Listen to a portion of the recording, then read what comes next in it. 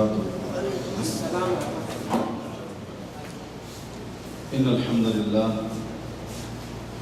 نحمده ونستعينه ونستغفره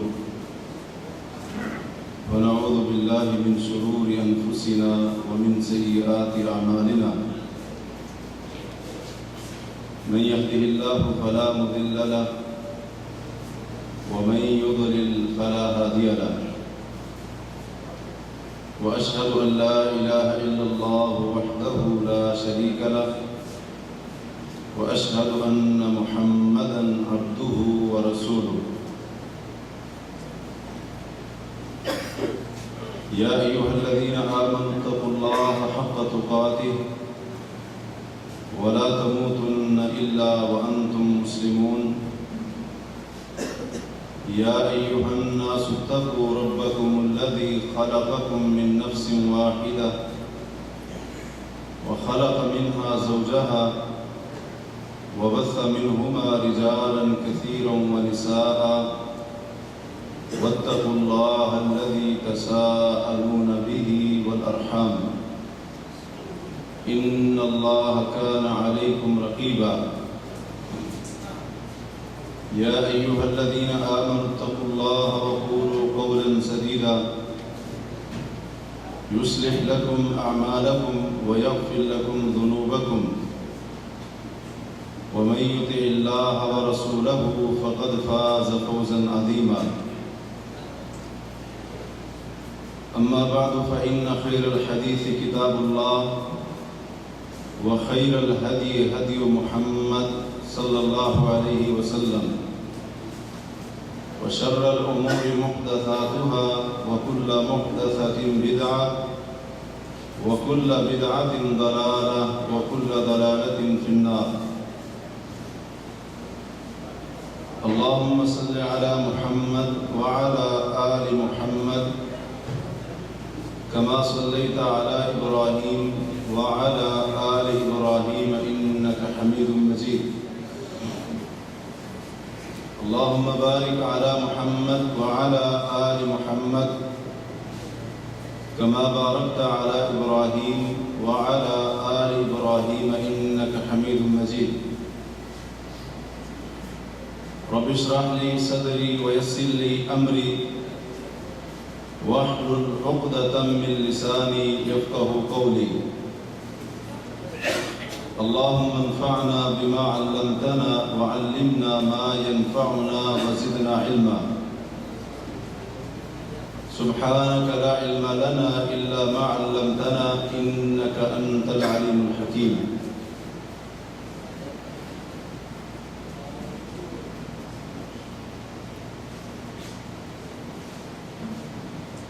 ہر مومن کا اس بات کے اوپر ایمان اور یقین ہے اللہ وحدہ لا شریک اس کائنات کا خالق اور بنانے والا ہے.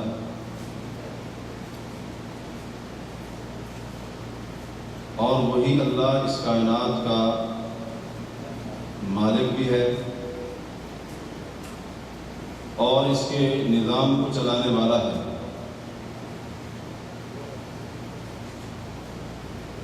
اس کائنات میں جب چاہتا ہے جو چاہتا ہے کر گزرتا ہے. اور اس کائنات کا ذرہ ذرہ وہ آسمان ہو یا زمین ہو، سمندر ہو یا خشکی ہو، پانی ہو یا درخت ہو، پہاڑ ہو یا پھر ریت کے صحرا ہوں، یہ سب چیزیں اللہ کے حکم کے تابع ہیں اور اللہ کے حکم کے پابند ہیں. اور کائنات کا رب ان میں سے کسی چیز کو جب بھی کوئی حکم دیتا ہے تو کائنات کی وہ چیز اپنے خالق اور مالک کے حکم کی پابندی کرتے ہوئے، تعمیل کرتے ہوئے فوراً سے بھی پہلے اس کام کو بجا لاتی ہے۔ اللہ تبارک و تعالیٰ فرماتے ہیں الا لہ الخلق والامر، یاد رکھو پیدا کرنے والا بھی وہی ہے، یہ مخلوق بھی اسی کی ہے اور اس مخلوق پر حکم بھی اسی کا چلتا ہے۔ تبارک اللہ رب العالمین، وہ اللہ جو تمام جہانوں کا پروردگار ہے، وہ بڑا ہی بابرکت ہے۔ اللہ تبارک و تعالیٰ کی یہ سنت ہے اور یہ طریقہ ہے کہ رب کائنات اس کائنات کے اندر وقتاً فوقتاً بہت ساری نشانیوں کو اور بہت سارے حادثات کو ظاہر کرتا رہتا ہے، اور کائنات کے اندر ان نشانیوں کے ظاہر کرنے کی اللہ تعالیٰ کی بہت ساری حکمتیں ہیں، جن میں سے ایک حکمت اپنے وجود کو ثابت کرنا ہے، کیونکہ کئی لوگ اللہ کے وجود کے ہی منکر ہیں، خالق کے تصور کے قائل نہیں۔ تو اللہ تبارک و تعالی اس کائنات کے اندر رونما ہونے والی مختلف تبدیلیوں کے ذریعے اور اس میں اپنی نشانیوں کو ظاہر کر کے دکھا کے اپنے موجود ہونے کو ثابت کرتا ہے۔ اسی طرح اللہ تبارک و تعالی ان نشانیوں کو ظاہر کر کے اپنی قدرت لوگوں سے بنوانا چاہتا ہے اور اپنی وحدانیت کو ثابت کیا ہے۔ ایک حکمت کائنات کے اندر ظاہر ہونے والی ان نشانیوں میں یہ بھی ہوتی ہے کہ اللہ تعالیٰ ان آفات اور اس کائنات کے اندر نشانیوں کو ظاہر کر کے مشرکین اور کفار کے معبودوں کے باطل ہونے کو ثابت کرتا ہے، کیونکہ جب بھی اللہ تبارک و تعالیٰ نے کسی قوم کو پکڑا، اس کو اپنی گرفت کے اندر لیا، اس کو عذاب سے دوچار کیا، تو جن معبودوں سے اس قوم اور بستی کے لوگوں نے نفع نقصان کی امیدیں لگا رکھی تھی، وہ معبود ان کے کسی کام نہ آ سکے۔ جب کسی یورپی ملک کے اندر زلزلہ آئے یا طوفان آئے یا کوئی بھی قدرتی آفت آئے، تو کیا صلیب جس کی وہ عبادت کرتے ہیں بچاتی ہے ان کو؟ نہیں بچاتی۔ 2004 کے اندر جب سونامی آیا تھا تو اس سونامی نے انڈیا کے بھی بعض علاقوں کو اپنی لپیٹ میں لیا تھا، اور وہاں پر لوگوں نے اپنی آنکھوں سے دیکھا تھا کہ ہندو مذہب سے تعلق رکھنے والے لوگ جن بتوں کی عبادت کرتے ہیں وہ اس پانی کے اندر گلیوں کے اندر بہتے ہوئے نظر آ رہے ہیں۔ جو اپنی حفاظت نہیں کر پایا وہ دوسروں کو کیا فائدہ دے گا، دوسروں کو نقصان سے کیسے بچائے؟ ابھی جو نیپال کے اندر حالیہ زلزلہ آیا ہے، شاید وہ تصویریں جو سوشل میڈیا کے اوپر دیکھنے کو ملے ہیں آپ کی نظروں سے بھی گزرے ہوں کہ وہاں پر جو ان کے بت تھے وہ بھی عمارتوں کے نیچے دبے ہوئے۔ نیپال میں ہندو نے جو اپنے مشکل کشا ان کے تھے، نقصان سے بچانے والے اور ان کے عقیدے کے مطابق آفات کو دور کرنے والے، وہ بھی نہ بچ پائے۔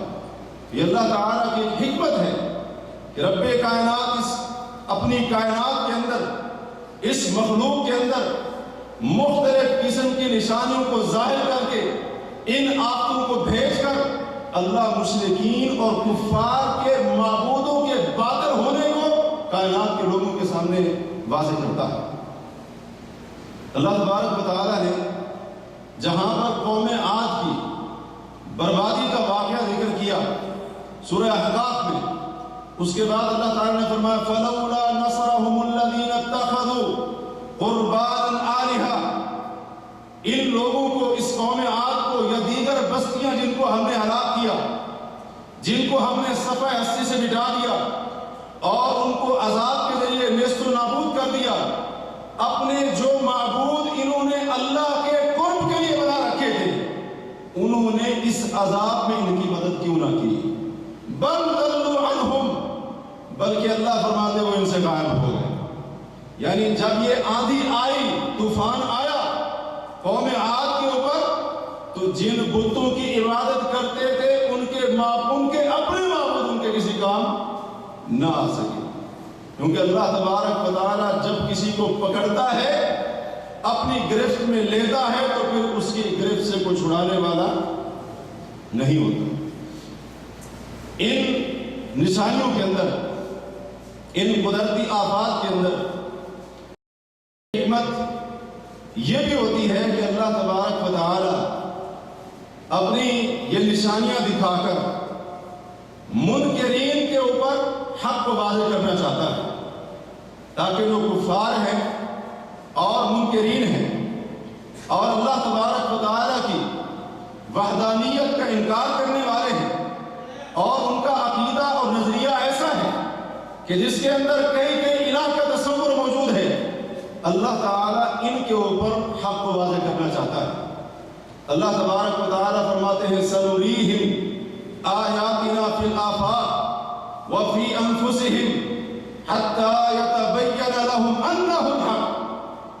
اللہ تبارک و تعالیٰ ان کو آفاق کے اندر، یعنی اس کائنات کے مختلف حصوں میں اور خود ان کی اپنی جانوں کے اندر مختلف نشانیاں اپنی دکھاتا رہے گا۔ کب تک؟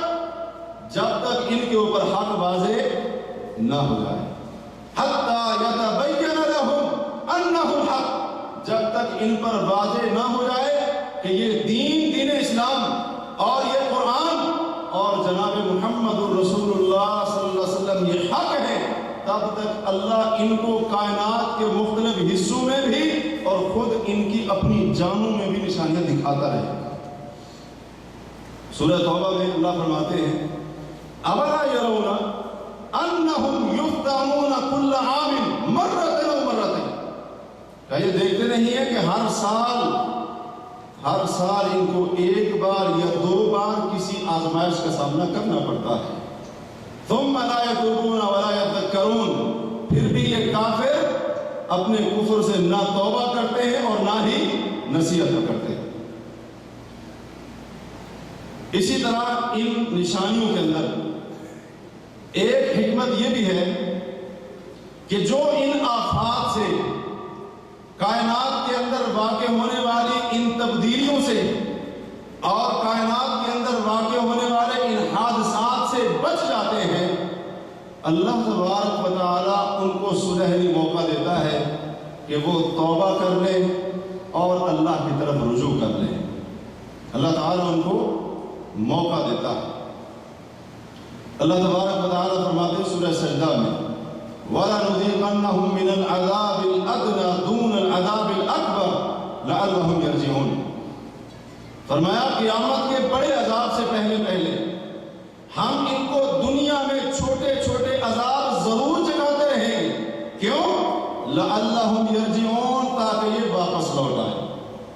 حضرت عبداللہ بن عباس رضی اللہ عنہ اس آیت کی تفسیر میں کہتے ہیں کہ اس چھوٹے عذاب سے مراد دنیا کی تکلیفیں، بیماریاں اور قدرتی آفات ہیں، اور اللہ ان آفات کے اندر، ان بیماریوں کے اندر، مصیبتوں کے اندر اپنے بندوں میں سے جس کو چاہتا ہے مبتلا کرتا ہے، تاکہ بندے اللہ کے حضور توبہ کر لیں، اللہ کے حضور توبہ کر لیں۔ اسی طرح ایک حکمت کائنات کے اندر ظاہر ہونے والی ان نشانیوں کے اندر یہ بھی ہوتی ہے کہ اللہ تبارک و تعالیٰ ان آفات کو بھیج کر، ان حادثات کو ظاہر کر کے، کائنات کے اندر ان نشانیوں کو دکھا کر اپنے بندوں کو ڈرانا چاہتا ہے اپنے عذاب سے، اپنی گرفت سے، اپنی پکڑ سے۔ وہ رب ہمیں ڈرانا چاہتا ہے، وہ تمام انسانوں کو ڈرانا کیونکہ اللہ تعالیٰ خود فرماتے ہیں وَمَا نُرْسِلُ بِالْآيَاتِ إِلَّا تَخْوِيفًا، کہ ہم جو بھی اپنی نشانیاں بھیجتے ہیں وہ بندوں کو ڈرانے کے لیے بھیجتے ہیں، بندوں کو ڈرانے کے لیے بھیجتے ہیں۔ اور صحیح بخاری میں ہے، ام المؤمنین سید عائشہ صدیقہ رضی اللہ تعالی عنہ روایت کرتی ہے کہ رسول کریم صلی اللہ علیہ وسلم کے زمانے میں سورج کو یا چاند کو گرہن لگ گیا تو نبی علیہ السلام کھڑے ہوئے اور بڑی لمبی دیر آپ نے قیام کیا، رکوع کیا، بڑا لمبا رکوع کیا۔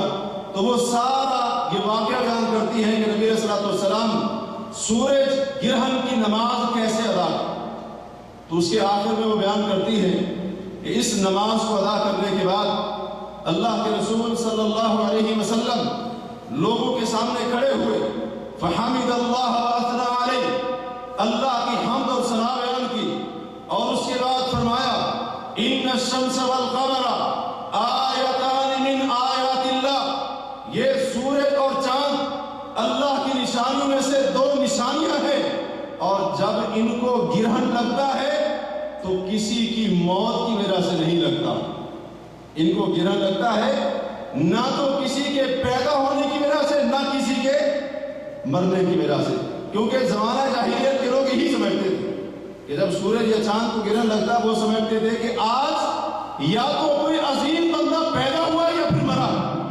آپ نے فرمایا نہیں، یہ سورج اور چاند اللہ کی دو نشانیاں ہیں، اور ان کو جو گرہن لگتا ہے وہ نہ کسی کے مرنے کی وجہ سے نہ کسی کے پیدا ہونے کی وجہ سے، بلکہ ان کو گرہن اس لیے لگتا ہے یخوف اللہ بہما عبادہ، اللہ ان کو گرہن لگا کر اپنے بندوں کو ڈرانا چاہتا ہے، اللہ اپنے بندوں کو ڈرانا چاہتا ہے۔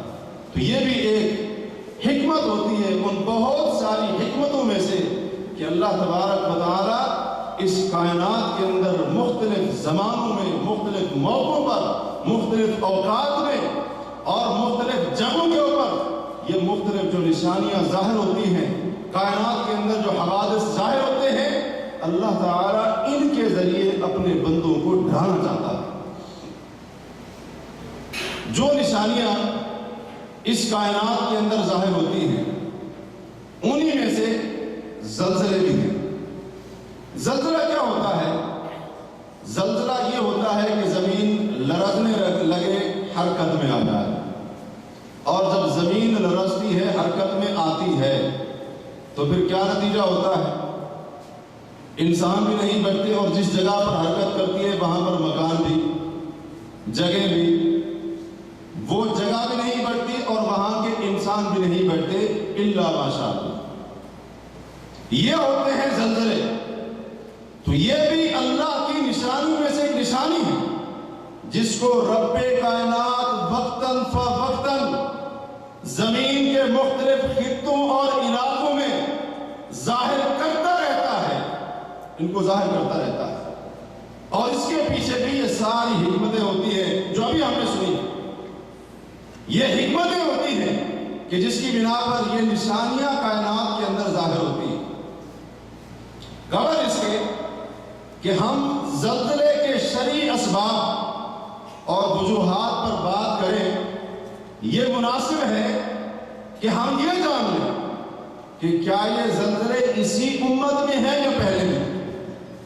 تو اس کا جواب ہمیں ہاں میں ملتا ہے جب ہم قرآن مجید کو پڑھتے ہیں اور جو اللہ تعالیٰ نے پچھلی قوموں کے واقعات بیان کیے، تو قرآن کریم ہمیں یہ جواب دیتا ہے کہ تم سے پہلے دو امتیں ایسی گزری ہیں جن کو اللہ تبارک و تعالیٰ نے زلزلہ بھیج کر سب راستے سے ملا تھا، پوری کی پوری امت کو مار ڈالا، ان کو ہلاک کر ڈالا، اور ان کو اللہ تعالیٰ نے اس زلزلے کے عذاب سے دوچار کیا۔ ایک قوم حضرت صالح علیہ السلام کی قوم ہے جسے قوم سمود کہا جاتا ہے۔ یہ لوگ بت پرستی میں تو مبتلا تھے ہی صحیح، انہوں نے حضرت صالح علیہ السلام سے ان کی صداقت کا معجزہ مانگ لیا۔ واقعہ آپ نے سن رکھا ہوگا، معجزہ یہ مانگا کہ اگر اے صالح آپ واقعی سچے ہیں، آپ ہمیں ایک معجزہ دکھائیں۔ کہ ایک حاملہ اونٹنی ہمارے سامنے ظاہر ہو، وہ بچے کو جنم دے، ہم مان لیں کہ آپ سچے نبی۔ تو بہرحال المختصر انہوں نے اللہ سے دعا کی، اللہ نے معجزہ دکھا دیا۔ اب وہ جو اونٹنی تھی وہ کوئی عام اونٹنی نہیں تھی، وہ جس کھیت کے اندر گھستی کھیت سے فصل غائب ہو جاتی، جب کنویں پر پانی پینے جاتی تو وہ بہت سارا پانی پی جاتی۔ اب جو معجزہ مانگا تھا وہ انہی کے لیے ہمارے جان بن گئی، تو پھر بھی نہیں مانے، حضرت صالح علیہ السلام کی تصدیق نہیں کی۔ جب یہ دیکھا کہ یہ تو ہماری زندگی کے اندر مصیبتیں بڑھا رہی ہے، تو بالآخر انہوں نے منصوبہ بنایا کہ اس اونٹنی کو ہی قتل کر ڈالتے ہیں۔ اور پھر ان میں سے ایک بندہ کھڑا ہوا، اس نے اس کی ٹانگیں کاٹ دی، وہ اونٹنی مر گئی۔ تو حضرت صالح علیہ السلام نے اللہ کے حکم کے مطابق اپنی قوم کو یہ وعید سنائی، عذاب کی دھمکی دی کہ 3 دن کے بعد تم پر عذاب آ جائے گا۔ اور واقعی ایسے ہی ہوا، اس قوم کے اوپر 3 دن کے بعد عذاب آیا۔ جو عذاب آیا اس کی نوعیت بیان کرتے ہوئے اللہ تعالیٰ سورہ اعراف میں فرماتے ہیں فَأَخَذَتْهُمُ الرَّجْفَةُ فَأَصْبَحُوا فِي دِيَارِهِمْ جَاثِمِينَ۔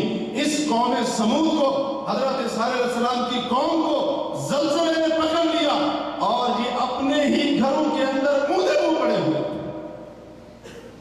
ابن کثیر رحمہ اللہ اس آیت کی تفسیر میں فرماتے ہیں کہ دراصل ان پر 2 عذاب آئے تھے۔ ایک عذاب یہ آیا کہ اللہ نے آسمان سے زبردست قسم کی چیخ بھیجی، جس کی وجہ سے ان کے کلیجے پھٹ گئے، ان کے سینے پھٹ گئے۔ یہ عذاب اوپر سے آیا اور اللہ نے ادھر سے نیچے زمین کو حکم دیا، اس کے اوپر شدید زلزلہ طاری ہوا اور اللہ نے اس قوم کو اس کے انجام تک پہنچا دیا۔ دوسری قوم حضرت شعیب علیہ السلام کی قوم ہے کہ جس کو اس عذاب کا سامنا کرنا پڑا، اور اس عذاب کی وجہ سے یہ پوری امت اسی دنیا کے اندر ہلاک اور برباد ہو۔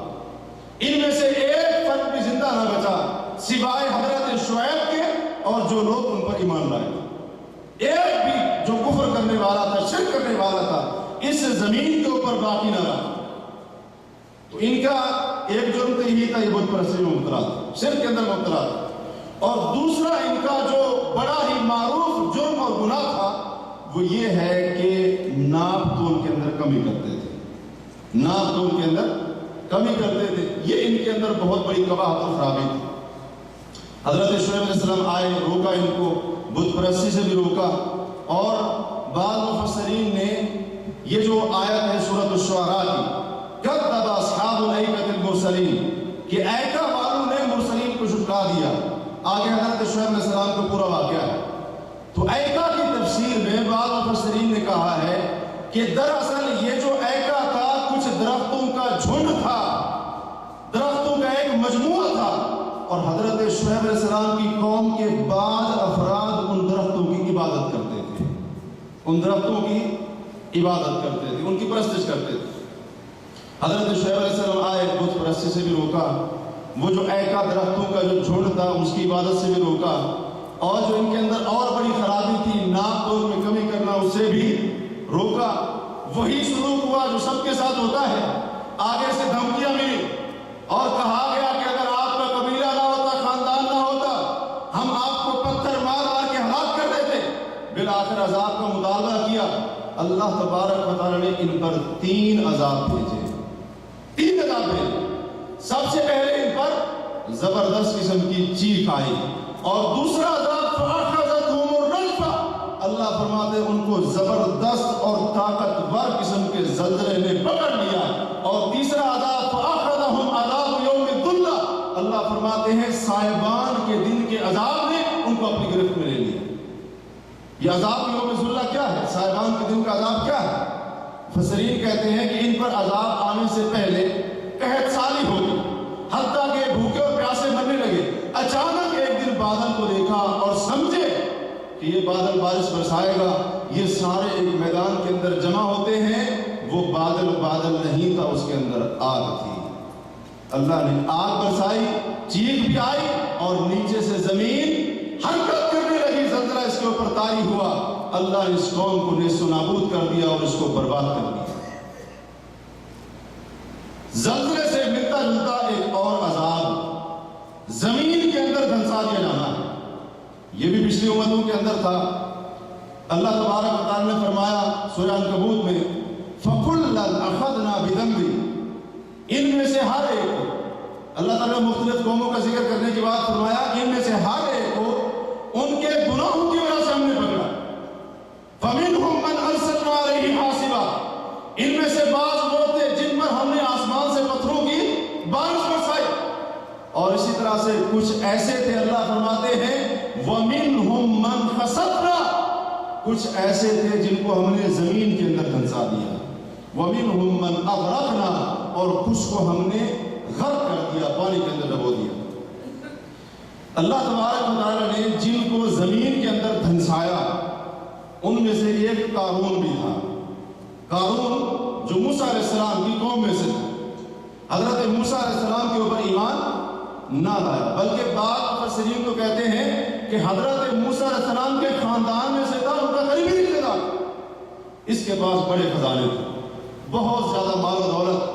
اسی مال و دولت کی بنا پر اس نے حق کو بھی ٹھکرا دیا اور تکبر اختیار کرنے لگا.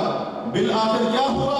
اللہ فرماتے ہیں فَخَسَفْنَا بِهِ وَبِدَارِهِ الْأَرْضَ، ہم نے قارون کو اس کے گھر، اس کے خزانوں، اس کے محل سمیت زمین کے اندر دھنسا دیا. زمین کے اندر دھنسا دی. اور زلزلے میں بھی تو یہی ہوتا ہے نا کہ بعض لوگ وہ زمین کے اوپر ہی ہلاکت ان کی بات ہو جاتی ہے، اور بعض لوگ زمین بڑھتی ہے تو اس کے اندر دھنسا دیے جاتے ہیں. تو یہ بھی زلزلے کی ایک صورت ہے. اور پچھلی قوموں میں سے صراحتاً اللہ تعالیٰ نے جو ذکر کیا ہے وہ قارون کو یہ سزا دی گئی اور اس کو اس عذاب سے دوچار کیا گیا. اللہ نے فرمایا ہم نے اس کو اس کے گھر سمیت زمین کے اندر دفنا دیا.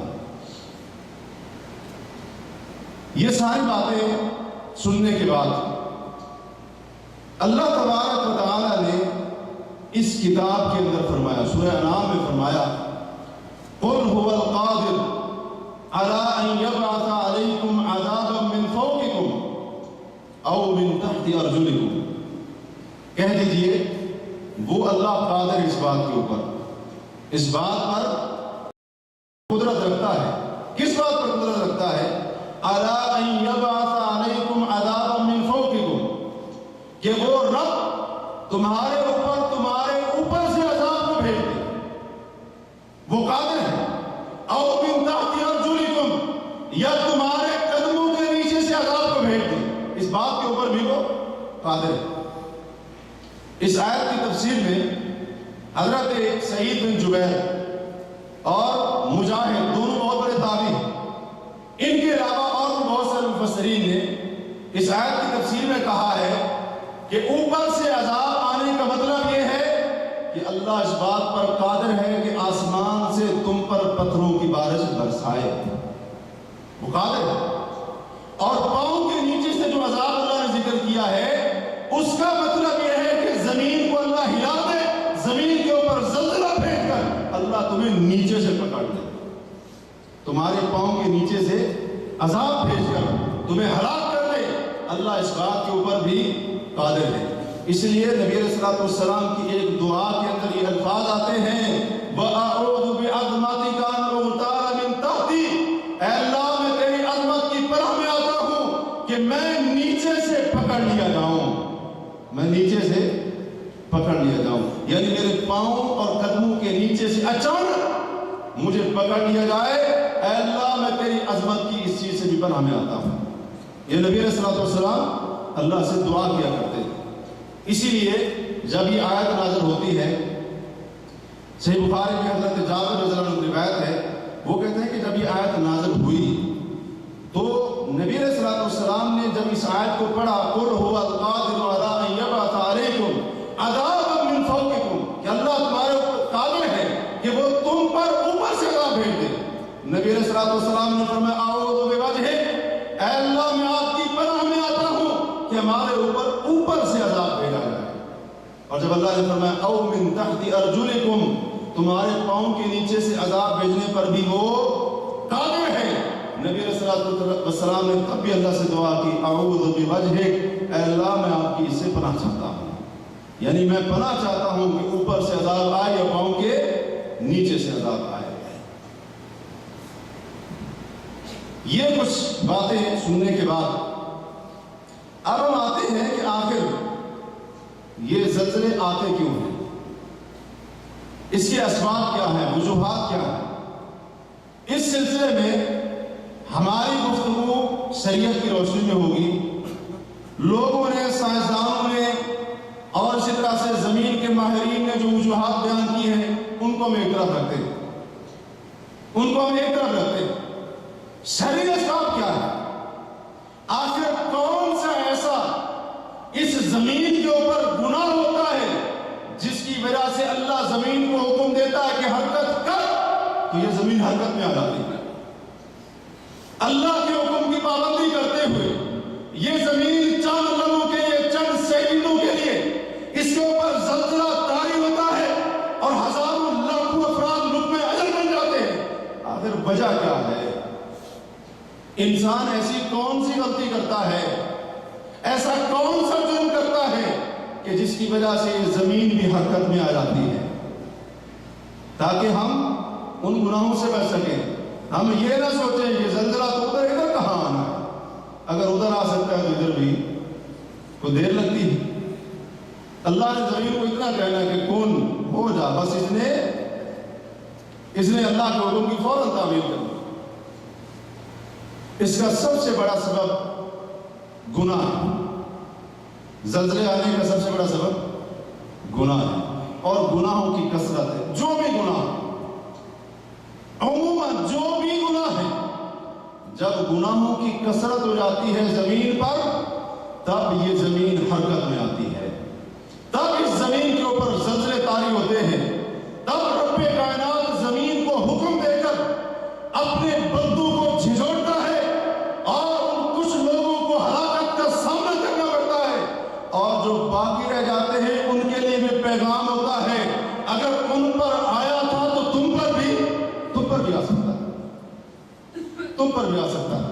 اللہ تعالیٰ سورہ روم میں فرماتے ہیں ظہر الفساد فی البر والبحر بما کسبت ایدی الناس، لوگوں کے برے اعمال کی وجہ سے سمندر اور خشکی میں فساد ظاہر ہو چکا ہے، فساد ظاہر ہو چکا ہے۔ یہ فساد کیا ہے؟ سمندر میں فساد، زمین کے اوپر فساد، یہ کیا فساد ہے؟ مفسرین کہتے ہیں کہ اس فساد سے مراد یہ قدرتی آفات ہیں جو کبھی سمندر میں ظاہر ہوتی ہے تو کبھی زمین پر ظاہر ہوتی ہے، کبھی آندھی کی شکل میں، کبھی طوفان کی شکل میں، کبھی زلزلے کی صورت میں، اور کبھی بجلی گرنے کی صورت میں۔ یہ مختلف قسم کی آفتیں ہیں۔ اللہ فرماتے ہیں یہ سارے کا سارا فساد جو سمندر کے اندر اور زمین کے اوپر برپا ہو چکا ہے، یہ کس وجہ سے ہوا ہے؟ بما کسبت ایدی الناس، لوگوں کے برے اعمال کی وجہ سے۔ صحیح بخاری کی حدیث ہے، حضرت ابو ہریرہ رضی اللہ عنہ فرماتے ہیں کہ نبی علیہ السلام نے فرمایا قیامت اس وقت تک نہیں آئے گی جب تک دین کا علم تھوڑا نہ ہو جائے، اور اس وقت تک تھوڑا زلزلے کثرت سے آئیں گے، اور اس کا آگے آپ نے کیا فرمایا؟ وَتَظْهَرَ الْفِتَنُ، فتنے ظاہر ہو جائیں گے، وَيَكْثُرُ الْحَرْجُ، قتل و غارت زیادہ ہو جائے گا۔ اس کا کیا مطلب؟ پیچھے آپ صلی اللہ علیہ وسلم نے فرمایا کہ فتنے، زلزلے کثرت کے ساتھ آئیں گے، اس کے بعد آپ نے فرمایا جب فتنے ظاہر ہو جائیں گے، یعنی جو اس زمین کے اوپر گناہ بڑھتے جائیں گے، زلزلوں کی تعداد کے اندر بھی اضافہ ہوتا جائے گا۔ جتنے فتنے بڑھتے جائیں گے اور جتنا لوگ ان فتنوں کا شکار ہوتے جائیں گے، اسی حساب سے زلزلوں کی بھی کثرت اس زمین کے اوپر واقع ہے۔ حضرت عمر بن خطاب رضی اللہ عنہ کے زمانے میں زلزلہ آیا مدینے کے، اور یہ اثر مصنف ابن ابی شیبہ کے اندر صحیح سند کے ساتھ موجود ہے۔ صفیہ بنت ابی عبید جو اس کی راویہ ہے، وہ کہتے ہیں کہ ایسا زبردست زلزلہ آیا کہ چار پائیاں حرکت کرنے لگی، اتنا زبردست زلزلہ آیا، لیکن کہتے ہیں عبداللہ بن عمر رضی اللہ عنہ کو پتہ نہ چلا اس زلزلے کا۔ کیوں پتہ نہ چلا؟ وہ نماز کی حالت میں تھے۔ وہ کس حالت میں تھے؟ اس سے پتہ چلتا ہے کہ صحابہ کا نماز کے اندر کتنا خشوع اور خضوع ہوتا تھا۔ زلزلہ آ رہا ہے، چار بھائیاں حرکت کر رہی ہیں، اور حضرت عبداللہ بن عمر کو پتہ ہی نہیں، ان کو نہیں پتہ۔ خیر جب زلزلہ آیا، حضرت عمر بن خطاب جو اس وقت کے خلیفہ تھے نکلے، لوگوں کو مخاطب کرتے ہوئے فرمایا، لوگوں لقد احدثتم، یقیناً تم نے کوئی گناہ کیا ہے۔ یہ کس کو فرما رہے ہیں حضرت عمر؟ کس کو فرما رہے ہیں؟ مدینہ کے لوگوں کو۔ اور مدینہ کے لوگوں میں اکثریت کس کی تھی حضرت عمر کے زمانے میں؟ صحابہ، تابعین بھی تھے، صحابہ بھی تھے، ان کو فرما رہے لقد احدثتم، یقیناً تم نے کوئی گناہ کیا ہے جس کی وجہ سے یہ زلزلہ اس زمین کے اوپر طاری ہوا ہے۔ اللہ کی قسم، اگر زمین مدینے کے اندر دوبارہ زلزلہ آیا تو میں مدینے سے چلا جاؤں گا، تمہارے ساتھ رہنا بھی پسند نہیں، تمہارے ساتھ رہنا بھی پسند نہیں کروں گا۔ یہ حضرت عمر رضی اللہ عنہ اس وقت کے بہترین اہل ایمان سے فرما رہے ہیں کہ یقیناً تم نے کوئی گناہ کیا ہوگا جس کی وجہ سے یہ زلزلہ آیا ہے۔ جب حضرت عمر ان لوگوں سے یہ کہہ رہے ہیں تو اب ہم اپنی حالت بھی دیکھ لیں، زلزلہ نہیں آئے تو پھر کیا آئے؟ رحمت برسے۔ اگر یہ زمین حرکت نہیں کرے گی، اس زمین کے اوپر آفتیں آ کر تباہیاں نہیں ہوں گی تو پھر کیا ہوگا؟ یہ حضرت عمر رضی اللہ عنہ فرما رہے ہیں۔ اور کعب الاحبار رحمہ اللہ کا یہ اثر امام القیم رحمہ اللہ نے الجواب الکافی کے اندر ذکر کیا ہے۔ وہ کہتے ہیں کہ جب زمین کے اوپر گناہ کیے جاتے ہیں تو پھر زمین کے اوپر زلزلے آتے ہیں۔ امام القیم رحمہ اللہ فرماتے ہیں الجواب الکافی میں کہ گناہ جن چیزوں پر اپنا اثر چھوڑتے ہیں ان میں سے ایک زمین بھی ہے، اور گناہ اپنی تاثیر زمین پر اس طرح سے چھوڑتے ہیں کہ گناہوں کی وجہ سے زمین کے اوپر زلزلے بھی طاری ہوتے ہیں اور کئی لوگوں کو زمین کے اندر زندہ دفن کر دیا جاتا ہے، اور اسی زمین سے برکت ختم ہو جاتی ہے۔ کس کی نحوست سے؟ گناہوں کی نحوست سے۔ یہ سب سے بڑا سبب عام گناہ جو بھی زنا ہے، چوری ہے، بدکاری ہے، اسی طرح سے سود ہے، رشوت ہے، یہ سب جتنے بھی گناہ ہیں، جتنے بھی گناہ ہیں، یہ سب سے بڑا سبب ہے جس کی وجہ سے یہ زلزلے آتے ہیں، جس کی وجہ سے یہ زمین حرکت میں آتی ہے، اور جس کی وجہ سے اللہ تبارک و تعالیٰ اس انداز سے لوگوں کو ہلاک کرتا ہے اور اس انداز سے لوگوں کی ہلاکت کا سامان کیا جاتا ہے۔ یہ سب سے بڑا سبب ہے، سب سے بڑا سبب۔ آج میں دیکھوں، غور کروں کہ ہم لوگ کتنے گناہ کرتے ہیں اور کون کون سے بڑے بڑے گناہ کر لیتے ہیں، ہمیں پتہ بھی نہیں چلتا۔ ہمیں ڈرنا چاہیے، یہ بہت بڑا سبب ہے کہ جس کی وجہ سے زمین حرکت میں آ جایا کرتی ہے، زمین جس کی وجہ سے زلزلے کا شکار ہوتی ہے، جس کی وجہ سے زمین پر زلزلے آتے ہیں۔ پھر کچھ مخصوص گناہ ہیں جن کی وجہ سے زلزلے آتے ہیں، اور ان میں سے ہر ایک گناہ بڑا خطرناک، جن میں سب سے پہلا اور سر فہرست گناہ اللہ کے ساتھ شرک کرنا۔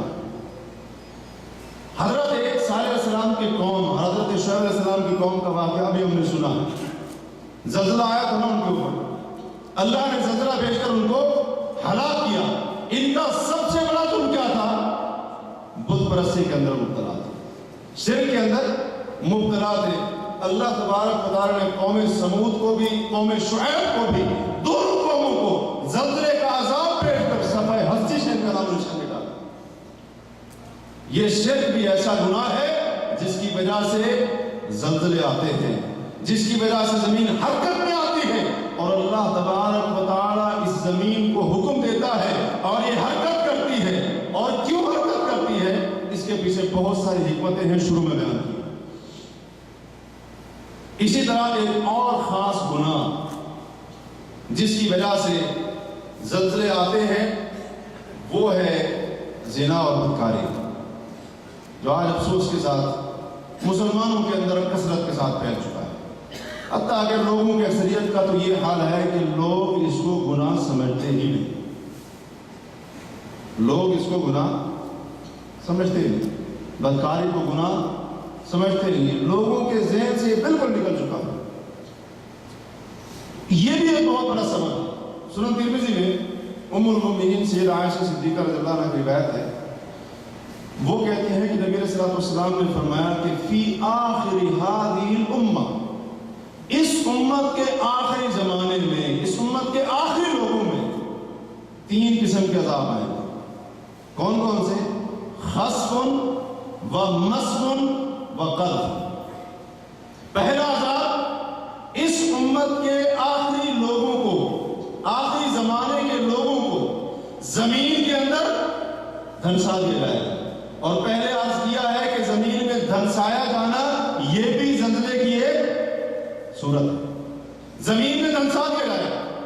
اور دوسرا عذاب یہ آئے گا کہ انسانی چہرے کسی اور چہرے میں تبدیل ہو جائے، وہ بندر کا چہرہ بن جائے، خنزیر کا بن جائے، گدھے کا بن جائے، کتے کا، کسی مخلوق کا بھی ہو سکتا ہے، یعنی انسانی چہرہ بدل دیا جائے گا۔ اور تیسرا عذاب یہ آئے گا کہ وقت آسمان سے پتھروں کی بارش برسے گی۔ حضرت عائشہ صدیقہ رضی اللہ عنہا فرماتی ہیں کہ میں نے پوچھا اللہ کے رسول، کیا ہمارے درمیان نیک لوگ موجود ہوں تب بھی ہلاک کیے جائیں گے، تب بھی عذاب آئیں گے؟ آپ نے فرمایا نعم اذا ظہر الخبث، ہاں اس وقت تم ہلاک کر دیے جاؤ گے، یہ عذاب تم پر آئیں گے جب زنا اور بدکاری ظاہر ہو جائے گی، جب زنا اور بدکاری عام ہو جائے گی تو اس وقت نیک لوگ ہی تمہارے درمیان موجود کیوں نہ ہو، تب بھی اللہ یہ عذاب بھیج کر تمہیں ہلاک کرے گا، یعنی اس امت کے لوگوں کو ہلاک کرے گا۔ یہ ایک سبب ہے زمین میں دھنسائے جانے کا، چہرے بدلے جانے کا، آسمان سے پتھروں کی بارش برسنے کا، یہ ایک سبب ہے۔ آپ فرماتے ہیں اذا ظہر الخبث، جب اللہ کی زمین کے اوپر زنا اور بدکاری ظاہر ہو جائے گی تب یہ عذاب بھیج کر اللہ اسی امت کے افراد کو ہلاک کرے گا۔ اب ہم دیکھتے جائیں کہ شرعی اسباب تو سارے پورے ہیں زلزلے آنے کے، پھر زلزلے نہ ہیں تو پھر کیا ہے؟ یہ ہے نا ساری چیزیں مسلمانوں کے اندر، کافروں کی بات ہے، مسلمانوں کی شرک بھی ہے، بدکاری بھی، جیسے میں نے عرض کیا ہے بہت کم لوگ ہیں جن کو اللہ نے سمجھ دی ہے، وہ سمجھے تو سمجھے، مگر نہ اکثر کا یہ حال ہے کہ اس کو بدکار گناہ سمجھنے کے لیے تیار نہیں۔ ایک اور گناہ جس کی وجہ سے یہ زلزلے آتے ہیں اور یہ سبب بنتا ہے یہ گناہ زلزلے آنے کا، وہ ہے موسیقی کے آلات، گانا بجانا اور شراب پینا۔ اور شراب پینے کے اندر نشہ آور اشیاء استعمال کرنا یہ بھی آیا ہے، کیونکہ نبی علیہ الصلوۃ والسلام نے ایک حدیث کے اندر وضاحت کی کہ جو چیز بھی نشہ آور ہے وہ شراب ہے، اللہ کے رسول نے وضاحت کی۔ تو یہ بھی ایک بہت بڑا سبب ہے کہ جس کی وجہ سے زمین کے اوپر زلزلے آتے ہیں، زمین کے اوپر زلزلے رونما ہوتے ہیں، اور اس انداز سے اللہ اس عذاب کو بھیجتا ہے، لوگوں کی ہلاکت واقع ہوتی ہے، تباہیاں ہوتی ہیں، بربادیاں ہوتی ہیں، جانی اور مالی نقصان ہوتے ہیں۔ یہ بھی ایک سبب ہے، موسیقی کے آلات اور اسی طرح سے گانا بجانا، شراب پینا، نشہ آور اشیاء کا استعمال، یہ بھی ایک شرعی سبب ہے جس کی وجہ سے اس زمین کے اوپر زلزلے آتے ہیں۔ سنن ابن ماجہ میں حضرت عمران بن حسین رضی اللہ عنہ کی روایت ہے، وہ فرماتے ہیں کہ نبی علیہ الصلوۃ والسلام نے فرمایا فی هذه الامہ، اس امت کے اندر خسف بھی ہوگا، مسف بھی ہوگا، قذف بھی ہوگا، یعنی اس امت کے لوگوں کو دھنسایا بھی جائے گا، شکلیں بھی تبدیل کی جائیں گی، پتھروں کی بارش بھی آسمان سے برسائی جائے گی۔ حضرت عمران فقال رجل من المسلمین ومتى ذاک یا رسول اللہ، مسلمانوں میں سے ایک بندے نے پوچھا اے اللہ کے رسول ایسا کب ہوگا؟ آپ نے فرمایا اذا ظہرت القینات والمعازف، جب ناچنے گانے والی عورتیں ظاہر ہو جائیں گی، موسیقی کے آلات ظاہر ہو جائیں گے، گانے بجانے کے آلات ظاہر ہو جائیں گے، وشربت الخمور، اور شراب پی جائے گی، تب اس امت کے لوگوں کو اللہ دھنسائے گا بھی صحیح، شکلیں بھی تبدیل ہوں گی، اور آسمان سے پتھروں کی بارش ہوگی۔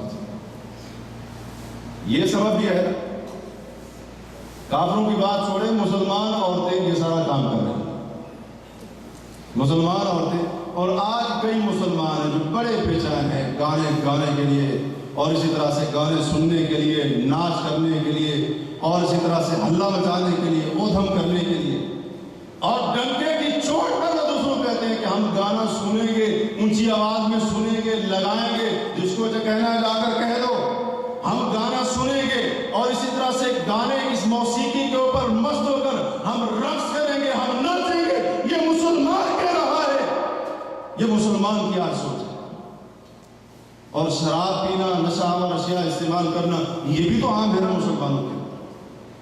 آج ہی کی بات ہے، ایک جگہ پر جانے کا اتفاق ہوا، ہمارے بھائی ایسی ایسی باتیں بتا رہے تھے کہ عقل تک رہ جاتی ہے.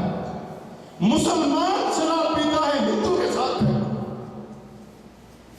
بندہ اس سے کیا شکایت کرے، بلکہ خود اس کو کہتا ہے. اور ایک بھائی بتا رہا تھا کہ جو یہ کام کرتا ہے، شراب بنا کر بیچنے کا کام کرتا ہے، جب ہم اس کو سمجھانے کی بات کرتے ہیں وہ کہتے ہیں آپ ہمیں کیا سمجھائیں گے، یا آپ ہماری شکایت کس سے کریں گے، بڑے بڑے آپ کے مسلمان ہم سے لے کر پیتے ہیں. اس حال میں زلزلے نہ ہے تو پھر کیا ہے. سبب تو یہ بھی پورا ہو چکا ہے، زمین کے اندر دھنسا دیا جانا، یہ بھی زلزلے کی ایک صورت.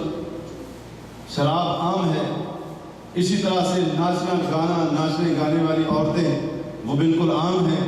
موبائل کھولے اس کے اوپر بھی عام ہے، ٹی وی کھولے اس کے اوپر بھی عام ہے. اور ہمارے ملکوں میں تو ویسے عام، سارے عام کے اوپر بھی، بازاروں کے اندر بھی یہ ساری کی ساری بے حیائی کے مناظر دیکھنے کو عام ملتے ہیں. ایک اور سبب، شرعی سبب زلزلے آنے کا وہ یہ ہوتا ہے کہ برائی سے نہ روکنا، دوسروں کو برائی سے نہ روکنا. یہ بھی ایک بہت بڑا سبب ہے جس کی وجہ سے عام عذاب آتا ہے. بندہ یہ سوچے جی میں تو 5 وقت کا نماز ہوں، اگر میرے کمرے والا نہیں پڑھتا تو کیا ہے، نہ پڑھے، اپنا سر کھائیں، جائیں جدھر جاتے ہیں.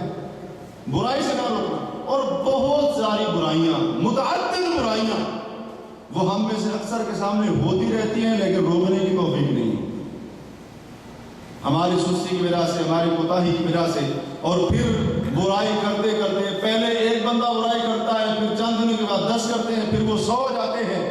پھر ہمارے کیمپ کے اندر ایسے لوگوں کی کثرت ہو جاتی ہے. پھر ہم کہتے ہیں جی ان کی تعداد زیادہ، ہم کیا کریں. جب پہلی بار کسی کو دیکھا تھا تب روکتے تھا، جب پہلی چنگاری یہ لگ رہی تھی اس کو بجھاتے تو اتنی بڑی آگ نہ لگتی جو اب قابو آنے سے بھی باہر ہے. برائی سے نہ روکنا یہ بھی زلزلے آنے کا بہت بڑا سبب ہے. مسند احمد میں حضرت ابوبکر صدیق رضی اللہ تعالیٰ عنہ کی روایت ہے.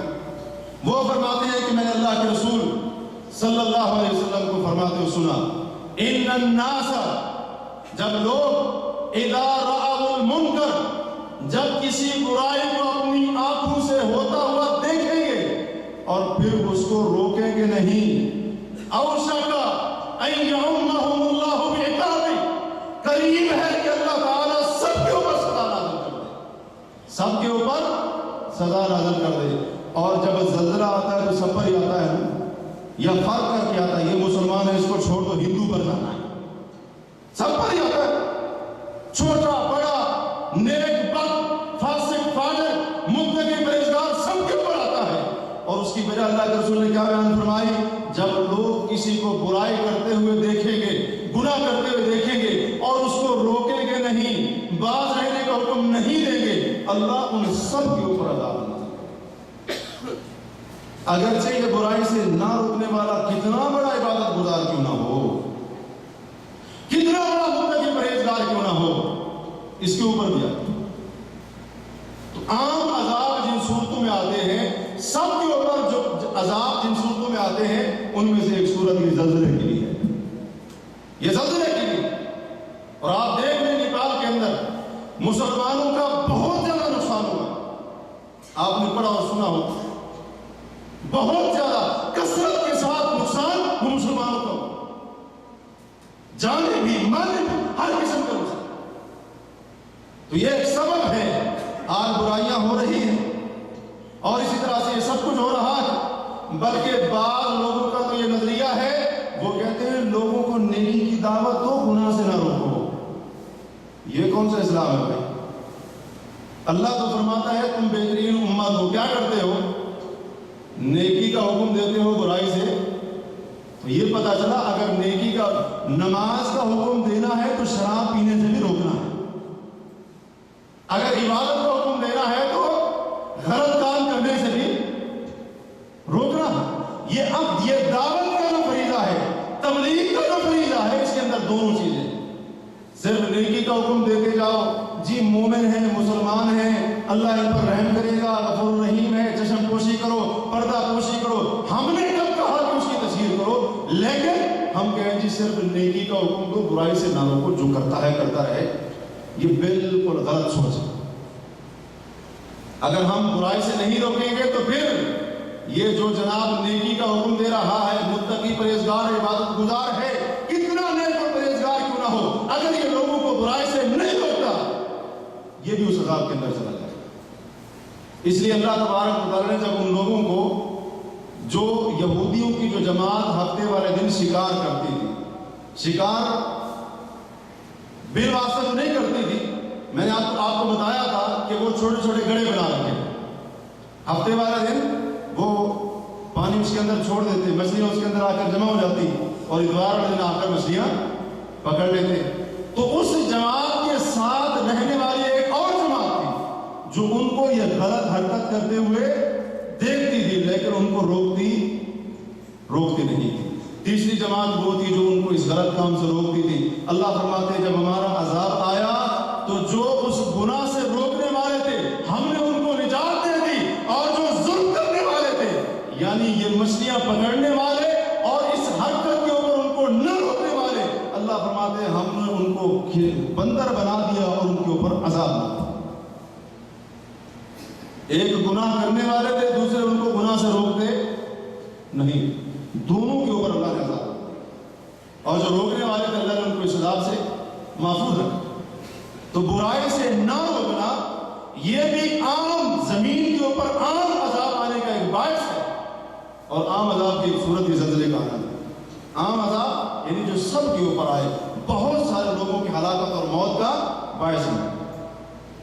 اسی طرح ایک اور سبب زلزلے آنے کا وہ ہے ظلم.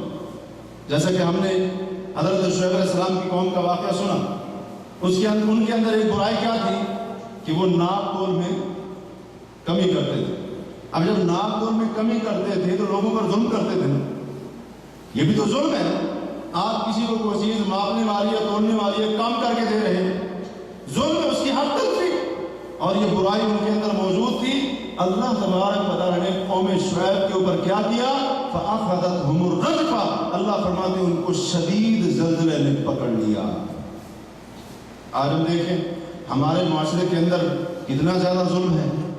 جو امیر ہے وہ غریب سے سود لے کر اس پر ظلم کر رہا، جو کرسی عہدے والا ہے وہ بیچارہ جو غریب ہے اس کے پاس کوئی ایسی طاقت یا عہدہ نہیں ہے، اس سے رشوت لے کر ظلم کر رہا، کوئی فراڈ کر کے، کوئی دھوکہ کر کے، حق تلفی کر کے، اور کسی کے حق کے اوپر ناجائز قبضے کر کے، مختلف صورتیں، القرض، ظلم کی ساری صورتیں وہ ہمارے مسلمانوں کے اندر موجود ہیں. اسی طرح ایک اور سبب زمین کے اوپر زلزلے آنے کا وہ تکبر کرنا ہے. تکبر دو چیزوں کا نام ہوتا ہے. نبی علیہ السلام فرماتے ہیں الکبر بطر الحق وغمط الناس. تکبر یہ ہے کہ حق کو ٹھکرا دینا اور لوگوں کو حقیر سمجھنا. اللہ تبارک و تعالیٰ نے اسی تکبر کی بنا پر قارون کو اس کے گھر اور خزانوں سمیت زمین کے اندر دھنسا دیا. کس وجہ سے؟ اسی تکبر کی وجہ سے. اسی تکبر کی وجہ سے مال دولت کے اوپر، اپنی جائیداد کے اوپر، خزانوں کے اوپر بڑا اس کو ناز تھا، جس کی وجہ سے حضرت موسیٰ علیہ السلام کی دعوت کو بھی ٹھکرا دیا اور لوگوں کو بھی حقیر سمجھنے لگا. اللہ فرماتے ہیں ہم نے اس کو اس کے گھر سمیت زمین کے اندر دھنسا.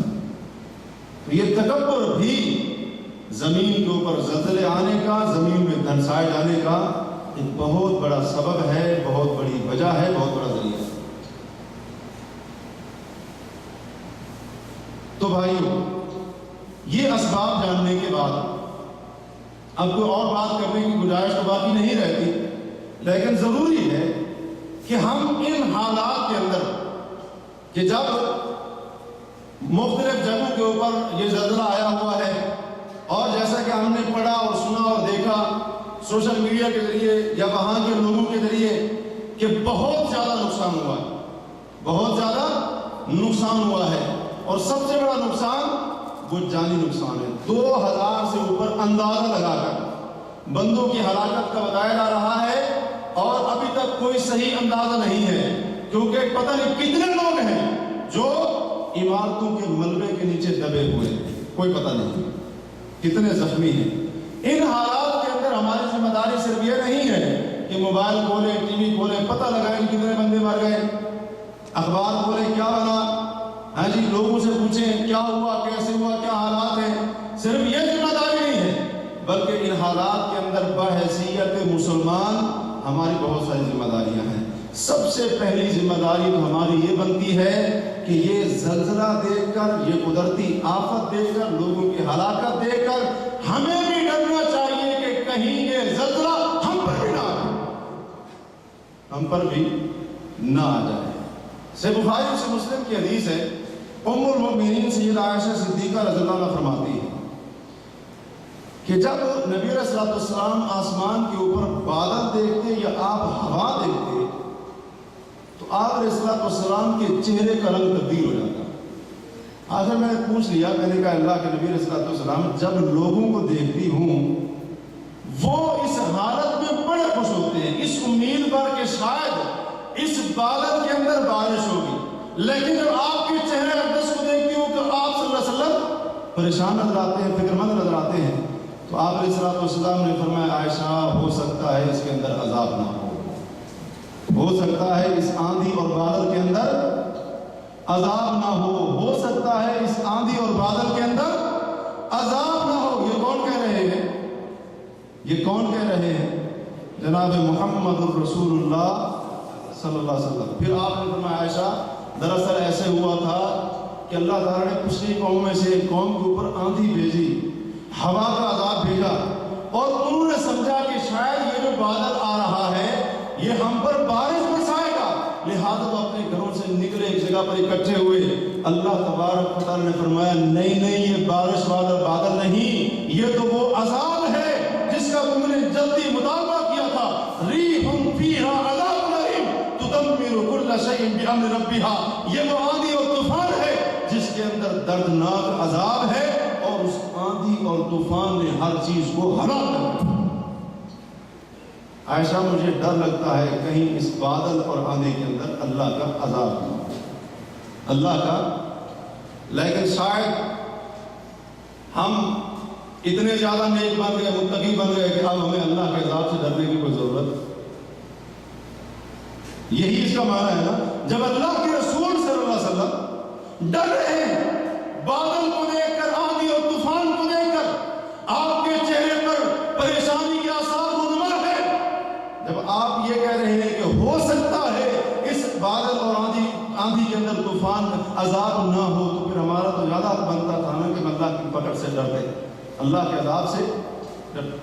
अगर आप वहां पर आ सकता है तो जमीन के किसी कोने के ऊपर भी आ सकता है। अल्लाह ताला फरमाते हैं, अफ़ा अमिना अहलुल क़ुरा अन यातियहुम बअसुना बयाता व हुम नाइमून। क्या ये बस्तियों के रहने वाले इस बात से बेखौफ हो चुके हैं कि कहीं इन पर हमारा अजाब रात को इस हालत में ना आ जाए कि ये नींद की हालत में आ सकता है। अब अमिना अहलुल क़ुरा अन यातियहुम बअसुना दुहा। क्या बस्तियों वाले इस बात से बेखौफ हो गए कि इनके ऊपर हमारा अजाब चाश के वक्त, दिन के वक्त आ जाए और इनको शऊर भी ना हो, ये खेल कूद के अंदर मसरूफ है। अफ़ा अमीनु मकरल्लाह। क्या ये लोग, जमीन के ऊपर रहने वाले लोग अल्लाह की तदबीर से बेखौफ हो गए? फला यअमनु मकरल्लाहि इल्लल कौमुल खासिरून। वही लोग अल्लाह की तदबीर से बेखौफ होते हैं जो खसारा उठाने वाले। आज हम अल्लाह की तदबीरों से, उसकी पकड़ से, उसके अजाब से बिल्कुल बेखौफ हो चुके हैं। दूसरी हमारी जिम्मेदारी ये बनती है, दूसरी हमारी जिम्मेदारी ये बनती है कि ये ज़ल्ज़ले देखकर, ये आफतें देखकर फौरन सच्ची तौबा करें, फौरन सच्ची तौबा करें। और तौबा सिर्फ ये नहीं होती कि कानों को पकड़ लिया, ऐसे हाथ जोड़ लिए, तौबा तौबा कर ली, इस्तिग़फ़ार कर लिया, अल्लाह माफ़ी है, अल्लाह तौबा है, ये तौबा नहीं होती। तौबा में तीन चीजें होती हैं। पहली चीज, बंदा अपने गुनाह के ऊपर नादिम हो, शर्मिंदा हो। दूसरी चीज, उस गुनाह से बाज आ जाए। तीसरी चीज, आइंदा के लिए उस गुनाह को न करने का अज़म कर ले, ये होती है तौबा। और अगर उसने किसी इंसान के ऊपर जुल्म और ज्यादती की है तो फिर या तो उससे मुआफी मांगेगा یا اس کے حق کو واپس کرے گا، تب جا کر یہ توبہ کرنے کی ضرورت ہے، استغفار کرنے کی ضرورت ہے۔ حضرت عبداللہ بن مسعود رضی اللہ عنہ کے زمانے میں ایک بار کوفے میں زلزلہ آیا تو انہوں نے لوگوں سے کہا ان ربکم یستعتبکم فاعتبوہ، لوگوں تمہارا رب تمہیں موقع دے رہا ہے لہذا اس کے موقع کو قبول کرو۔ اللہ تمہیں موقع دے رہا ہے کہ ابھی بھی وقت ہے، توبہ کر لو، باز آ جاؤ، گناہوں کو چھوڑ دو، بے حیائی کو چھوڑ دو، غلط کاموں کو چھوڑ دو، وہ رب تمہیں موقع دے رہا ہے۔ عبداللہ بن مسعود فرماتے ہیں اس کے موقع کو قبول کر۔ اسی طرح سے ایک اور ہماری ذمہ داری یہ بھی بنتی ہے کہ ہم لوگوں کو برائی سے روکیں۔ لوگوں کو ہم پہلے سن چکے ہیں نا کہ زمین کے اوپر زلزلہ آنے کا ایک سبب یہ بھی تو ہوتا ہے کہ برائی سے نہ روکنا، گناہ سے نہ روکنا۔ تو ہماری یہ ذمہ داری ہے ہم سب کی، بلا تفریق۔ ضروری نہیں کہ جو داڑھی والا ہے، جو پڑھا ہوا ہے اور اسی طرح سے جو بات کر سکتا ہے، جو قرآن کا قاری حافظ ہے، عالم ہے، وہی یہ بات کرے، نہیں، بلا تفریق ہر مسلمان کی ذمہ داری ہے کہ وہ جہاں پر بھی غلط کام ہوتا ہوا دیکھے وہاں پر روکے، ظالم کے ہاتھ کو وہ روکے، گناہ سے روکے، برائی سے روکے، وگرنہ وہی حال ہوگا جو اب ہم اپنی آنکھوں سے دیکھ رہے ہیں۔ اگر گناہ سے نہ روکا تو آج جس گناہ سے یہ بندہ جو اگرچہ عبادت گزار ہے، جس گناہ سے نفرت کرتا ہے، گناہ سے نہیں روکے گا، کل کو اسی گناہ کے بارے میں اس کے دل میں نرمی پیدا ہو جائے گی، اور ایک وقت گزرے گا یہ عبادت گزار بھی، یہ نمازی، روزے دار بھی، یہ حاجی عمرے کرنے والا بھی وہی گناہ شاید کر رہا اگر گناہ سے نہیں روکے گا۔ یہ بھی ہماری ذمہ داری بنتی ہے۔ اور سب سے بڑی ہماری جو ذمہ داری بنتی ہے، یہ دنیا کے چھوٹے چھوٹے زلزلوں کو دیکھ کر قیامت کے سب سے بڑے زلزلے کو ہم ذہن میں رکھیں۔ جس زلزلے کے بارے میں اللہ نے فرمایا یا ایھا الناس اتقوا ربکم ان زلزلۃ الساعۃ شیء عظیم، کہ لوگوں اپنے رب سے ڈر جاؤ، بے شک قیامت کا زلزلہ بہت بڑا ہے۔ یہ تو چند سیکنڈ کے لیے زمین ہلتی ہے، منٹ گھنٹے چند سیکنڈ کے لیے ہلتی ہے، تو یہ حجر ہو جاتا ہے۔ اس دن کیا ہوگا؟ اذا زلزلت الارض، ساری زمین کے اوپر زلزلہ، یہ سب سے بڑا زلزلہ قیامت کا، اس کو ہمیں اپنے ذہن میں رکھنا چاہیے۔ یہ ہماری ذمہ داری بنتی ہے، اس زلزلے کے دن کے لیے تیاری کرنی چاہیے، اور اس دن سب سے زیادہ جو چیز کام آئے گی وہ تقویٰ اور پرہیزگاری ہے۔ ہماری ذمہ داری بنتی ہے کہ اپنے اندر تقویٰ اور پرہیزگاری کو پیدا کریں۔ اگر ہمارے اندر تقویٰ ہوگا، پرہیزگاری ہوگی، یعنی ہم اللہ کے حکم کو پورا کریں گے، واجبات کو ادا کریں گے، فرض نمازیں ہیں، آگے فرضی روزے آنے والے ہیں، اسی طرح سے زکوٰۃ ہے، والدین کی خدمت ہے، جتنے بھی فرائض ہیں ان کو ادا کریں گے، اسی طرح حرام سے اپنے آپ کو بچائیں گے، تو یہ تقویٰ اور پرہیزگاری اس دنیا کے زلزلوں میں بھی کام آئے گا، قیامت کے سب سے بڑے زلزلے میں بھی کام آئے گا۔ یہ بھی ہماری ذمہ داری ہے۔